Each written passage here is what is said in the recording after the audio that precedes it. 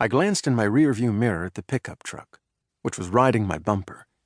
I hated tailgaters, especially with my family in the car. But nothing could ruin my good mood. My daughter's field hockey team had just beat Radnor, and Allison had scored a goal.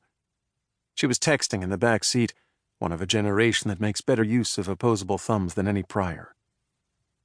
My son Ethan turned around next to her, shielding his eyes against the pickup's headlights. "Dad? What's up with this guy?" "God knows. Ignore him."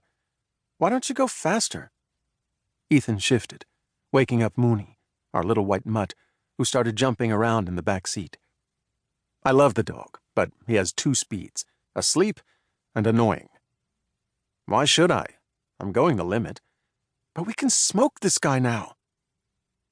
We had just gotten a new car, a Mercedes E-Class sedan in a white enamel that gleamed like dental veneers. Ethan said the E stood for his name, but I said exorbitant. My wife and kids had lobbied for the car, but I felt like a show-off behind the wheel. I missed my old Explorer, which I didn't need a tie to drive. "Dad, when I get my license, I'm going to burn guys like him." I heard this once a week.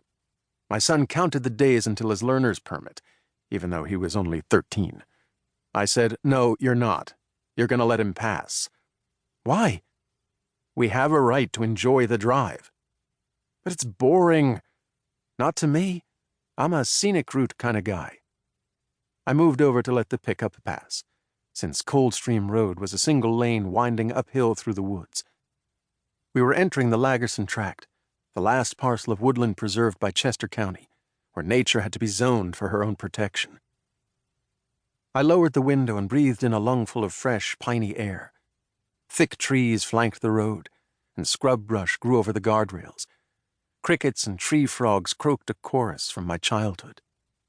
I grew up on a dairy farm in Hershey, home of the famous chocolate manufacturer. I loved living in a company town, where the air smelled of sweet cocoa and corporate largesse. Everyone worked toward the same goal, even if it was capitalism.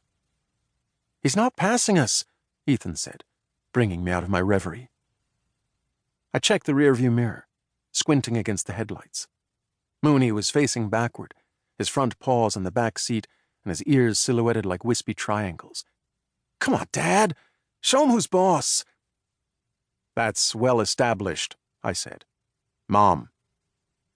Lucinda was in the passenger seat, the curve of her smile illuminated by the phone screen. She was a natural beauty, with gray-blue eyes, a small nose, and dark blonde hair gathered into a loose ponytail at the nape of her neck. She'd been on Facebook since we'd left the school, posting game photos and comments. "Great save by Ariel. Lady Patriots rock. Woohoo! Emily is MVP." My wife never uses fewer than 3 exclamation marks on social. If you only get one, you've done something wrong. Or as my father would say, "You're in the doghouse." Lucinda looked over. "Jason, speed up, would you?" "You too?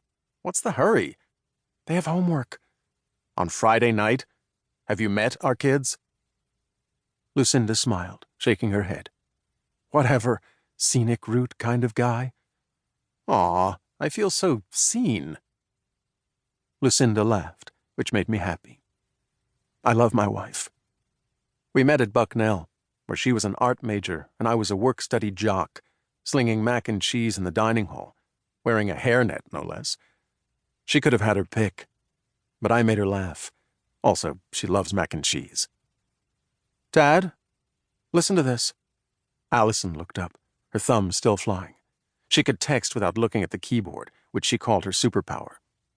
"My friends just voted you hottest dad." I smiled. "They're absolutely right. There's a reason I was homecoming king." "Dude, no. Never say that again." Allison snorted, texting. "We don't even have that anymore."